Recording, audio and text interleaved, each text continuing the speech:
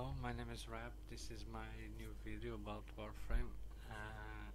In this video I'm going to play with a new frame, the Atlas. Well, I'm still messing a bit with the builds because I was using a blind rage, a 14 points blind rage, but I decided to change to a 12 because of the efficiency. So it probably would not be my final build. I don't use here sure-footed because it can't be knocked down, so use sure-footed, handspring or something like that will be a waste of a Exilus slot. So I'm trying. I'm probably going to put the dash here, but I'm using retribution now only to mess around. It's like I said, it's still not final. I don't really know what I'm going to use here.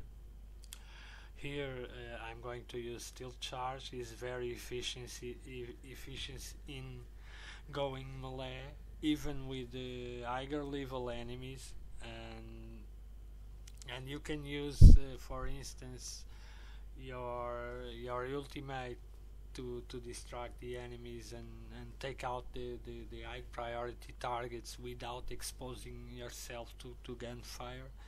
I do this a lot, and of course sometimes it may not work and you go down. It depends from the level of the enemies. It shines if you talk about the average level enemies, but if you go deeper and deeper, you see that his abilities you may use it as a distraction, but they can't really protect yourself. Well, but this depends of the opinion, the gameplay, and lots of things. Okay, I'm using continuity and flow. Blind rage, like I said, I'm using a 12 points blind rage. I'm using a 14 points transcendent fortitude because of the minus in power duration, and I may switch this for intensify, that I lose 15% damage, but I don't have a minus in duration. But since I put it here now, Constitution, that give me 28%, so this one nullify the minus of this, and I still have my full primed continuity of duration. So it's kind of a test. I think it will work, but I can also switch this with Intensify, that doesn't have a minus but have less 15% of power strength. Streamline, of course, for efficiency. I still have 5% minus, but that isn't much, isn't really important. So I was talking about this, I said dash, but this lightning dash, it's possibly one of the cards that I may use here. Well, in this frame I have more freedom to switch here. Like I said, knockdowns, grapples annoys me very much in the game, so sure-footed is always a mod that I put there. I don't even look for other mods, for other builds. It's always sure-footed. And if I can even put in the build, if I have a slot where I can even use Fortitude, I use Fortitude, because that way with Fortitude and sure-footed I never get knocked down or grappled. And believe me, in terms of gameplay, if you are a person that feels annoyed by all the enemies do the same thing, it is very useful to get past that annoyment. Only thing is I can't use anything there, but well, it's a good switch. At least to me, it's a good switch. I'm going to take Latron Prime. It is a vaulted weapon. Well, my Latron Prime, I always mess with builds. Right now I'm using Piercing Caliber Shred. I put it shred. I wasn't using shred, but I'm going to use shred now because I need a little bit of fire rate since I'm going to play a mobile defense, so I need a bit more fire rate and less accuracy. So the Secura Dual Cestras, I always use trick mag. I don't use little torrent. In these weapons I never use little torrent, unless of course if it is a mission that I'm going a bit deeper. Well, I have to remove trick mag and use little torrent because I need damage. Yeah, after a point the enemies start to scale a bit and you need more damage, so I prefer to switch between my secondary and my primary and have more damage than have less damage. But since I'm going to play a mission without enemy scaling, so I never play with little torrent and I always use trick mag. Also remove the elemental card to use bore. I find it more efficiency with a higher puncture and a balanced elemental. Well, it's my preference. Not much to say about it. I'm using the Tekko. I'm still trying. I leveled it in the last mission, so I'm kind of trying this weapon. The good thing now with the stance cards is that when you use the stance card, you can practically build if the weapon have a polarized, even without a polarized slot. Usually using the stance, it gives you the ability to fully mold your melee weapon without using a form. That is something that I didn't said, but for instance my Atlas is a 3-former build, the Latron is a 4-former build, a Dual Cestras is 2-former build because it brings two polarized slots because it is a syndicate weapon, and the Tekko, because of the stance, I don't need any form and I have a fully molded weapon and still 6 points left if I want to put a higher points card. My Prisma Shade doesn't have forms like some sentinels that I have. I don't use form on them, or I still didn't form it, so I only use and they are not maxed. They are different. I don't use this one. I use a 12-point redirection, 11 points vitality, fast deflection, and the rest is to fill the rest of the points because I only interested in survivability. And since this is the shade, the Prisma Shade, it doesn't need much. If you want to use a form or two is more than enough. Most of the time is invisible, so the weapon I'm going to take the Stinger. The Stinger I was still making a build, but I already have most important mods. I only missed the 2 last, so I probably want to farm it at least 2 more times to be able to use these 2 slots. I still don't know what I'm going to use here, but when the time comes I'll see what I'm going to do. I don't like much the Stinger, I'm going to be honest, because well, sometimes the accuracy is a bit messed up in specific positions, so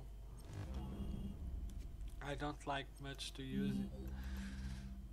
That's why I didn't have it formed yet. So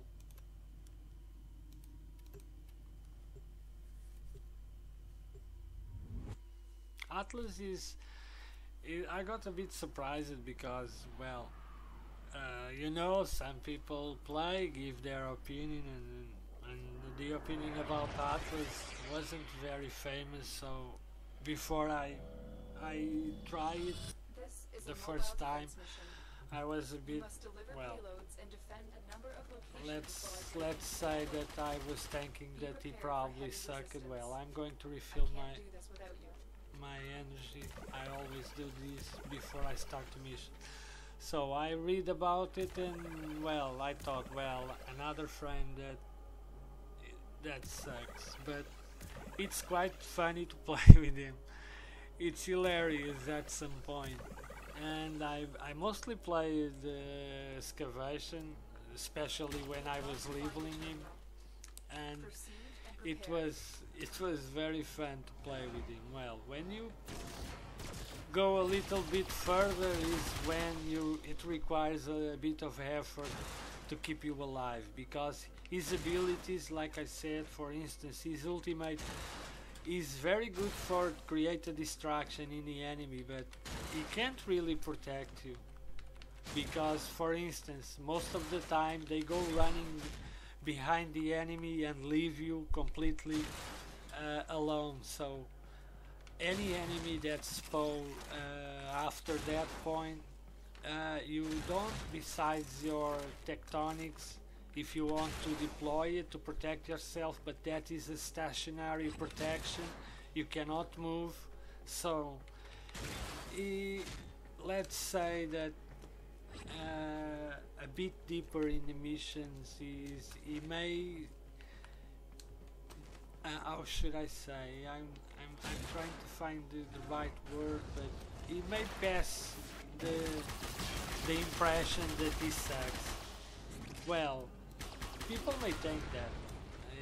We have different opinions, so it's fair that someone doesn't like it, and I'm quietly fine with that. And even after reading that lots of people didn't like him, I still wanted to try it and see by myself. And it's usually what I advise to people is to create your own opinions about things, and it's always useful to hear what others have to say, but it's also good to create your own.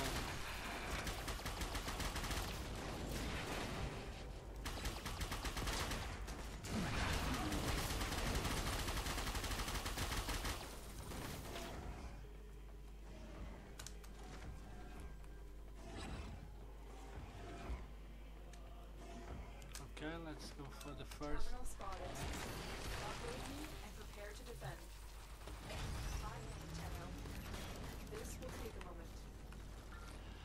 One thing that I don't like in the Latron Prime is the is the sound.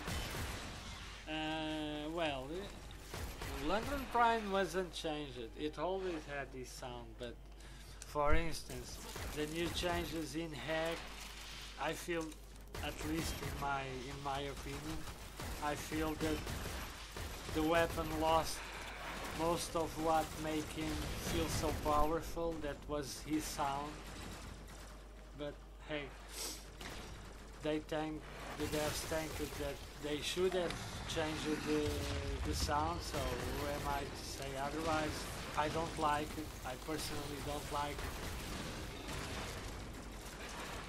It's like you are firing a shotgun with a silencer, and believe me, it feels that way. If you ever fire the shotgun in real life, not in video games, if you turn your sound a little higher and you fire the new sound of hack, it feels a suppressed shotgun.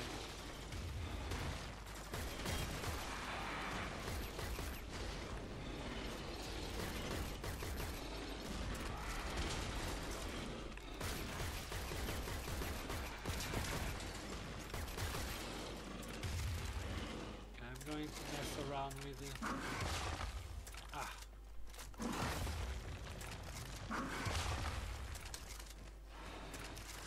it's good to use this ability. I use this in excavation a lot. If you know the EA paths, you know that where you have to deploy the tectonics to block the enemies, because the enemies can't control the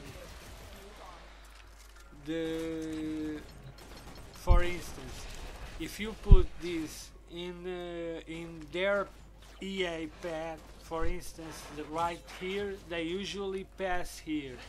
If they come and the barrier is here, they stop here, and only the ones that reach this point are the ones who pass, but most of them are going to be blocked here. It works very good in excavation. There is a few places, for instance in Hurt or in Trenton, that you can deploy this, and believe me, most of the enemies will become blocked there, and then you go there and kill them behind the barrier. It's very helpful.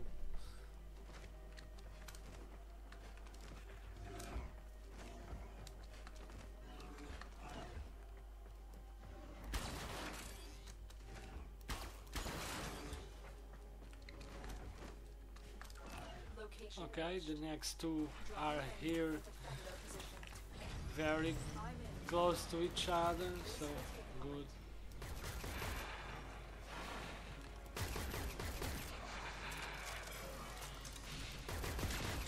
For instance, one of the tanks that I remember when Latron Prime was released, one of the tanks that many people asked was why the Latron Prime didn't have the same sound or a similar sound to the normal Latron, because the normal Latron feel very satisfying to fire that weapon, and this one, the Latron Prime, it feels like it have a suppressor, because it almost doesn't do any sound.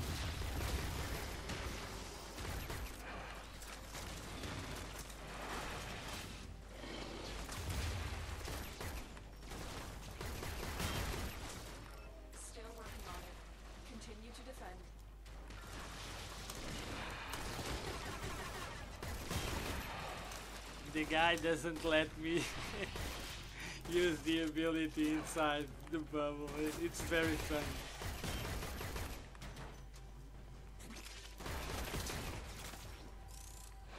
The first time I did this, when I saw the screen blue, I saw what is happening, and then I understand that it was the nullifier, because it was telling me that I couldn't use my ability.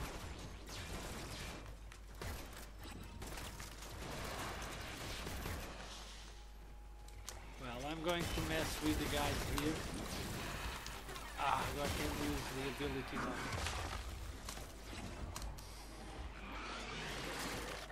Well, I didn't deploy it very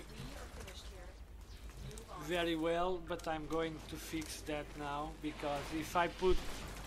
No, it's good, they can't pass, they have to destroy it. Sometimes you have to put in the right place, or they still can't pass in the doors. So I control now the damage in there, and when it's almost broken, I'm going there and kill the enemies that are behind that. And I deal with half of the enemies in the map, because right now they can't move from upstairs.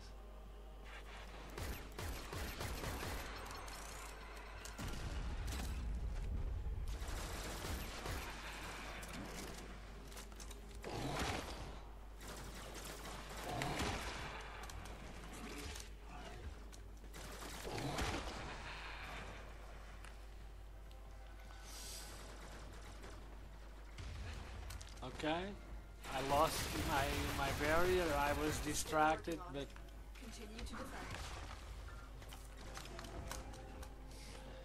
I usually don't let the barrier get destroyed. I usually, when it's almost getting destroyed, I go there and punch it and then deploy another. This is not so useful here, but believe me, in Tower 4 you will need to block. When you have the ability to block a path from the EA, I advise you to do that because it will help a lot, since there they do the double of the damages. Here it is more easy to control the enemies.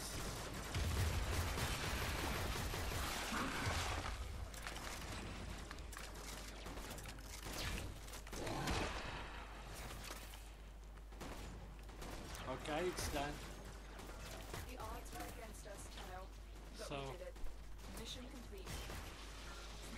like I was saying, here it's not so. I only got to deploy there because, well, it was to show that, but I don't really use it in Tower 3. I mostly use it in Tower 4 because if I can have half of the enemies to fight in one place, I'm not going to miss that because, well, it's mostly to prevent at least heavies from one part of the map, and I only have to concentrate in the other part of the map.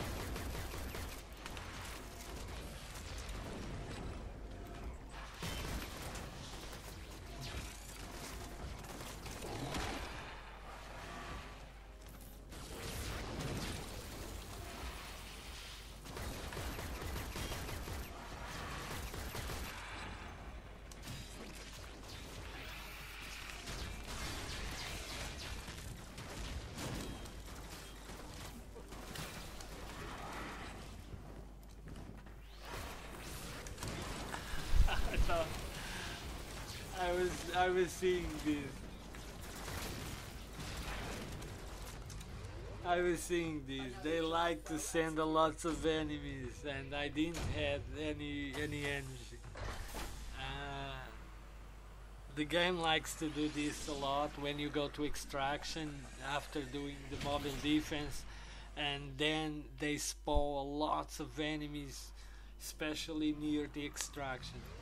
Well, I didn't stay to fight because first I didn't have any energy, so I couldn't use my rumble guys. So they, like I said, they serve as a very good distraction and are very helpful.